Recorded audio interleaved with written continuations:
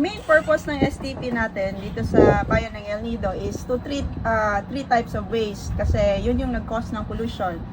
Wastewater, septage, and biodegradable solid waste. And here in El Nido, considering that it's one of the top destinations sa Philippines, madami na talagang turista na pumupunta dito and it's becoming crowded. So, yung wastewater generation, hindi na siya kaya ng environment. Meron kasi tayong tinatawag na assimilative capacity of the environment.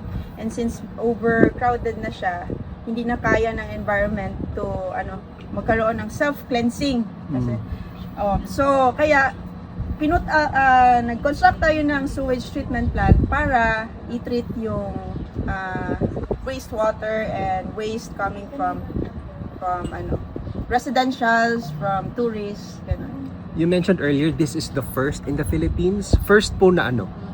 First in the Philippines in the sense that this plant is treating three types of waste, unlike the traditional sewage treatment plant kung saan ang tinitreat lang nila is sewage or septage.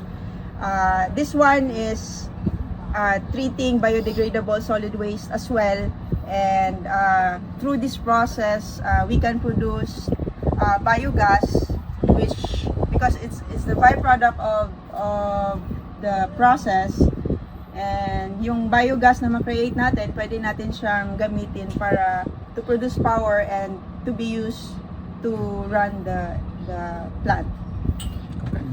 So you've said that it can produce energy, engineer, and also that the province is experiencing intermittent electricity.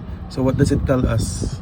Okay, in Palawan talaga problema yung power. So hindi sustainable yung power supply dito. That's why yung design ng plant is ginawa nating paraan na magiging independent siya sa power utility dito sa kung anong meron dito sa Palawan. So off-grid siya in a sense na hindi tayo nakakabit sa Paleco kasi yung nila dito. Hindi tayo nakakabit sa Paleco. So kung mag-brown out man, hindi affected yung operation ng planta natin. So we're using solar power system. Kasama siya sa project na ito solely for the purpose of running the plant.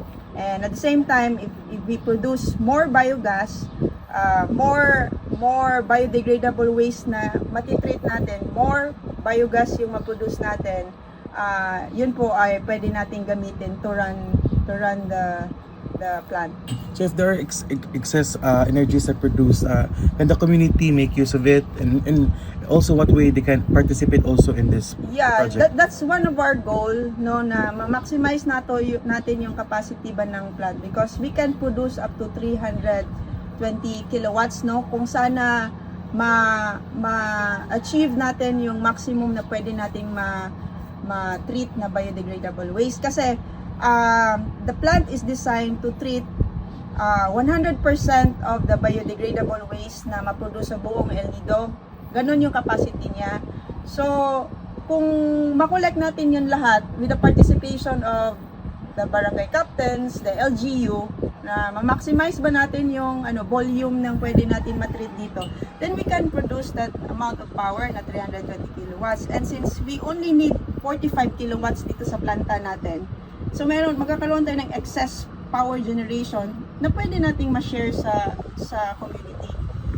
As of now, engineer, yan po yung estimate po natin, yung parang figures po ng mga taong or yung mga household po dito na nakakabit or connected na po dito sa STP. Commercial buildings as Or well. even commercial or sa institutions. Yung total number of commercial establishments for the 4 covered barangays is nasa about 700 yan sila . And right now, nasa 350 pa lang yung connected. As of December of 2024. But now na nagkaroon tayo ng renewal of permits, we're expecting na madagdagan siya ng another 150. So that's about 500 establishments na ang connected matapos natin yan i-connectan by March of 2025. So mga 80% na ng commercial establishments yung makakonectan natin.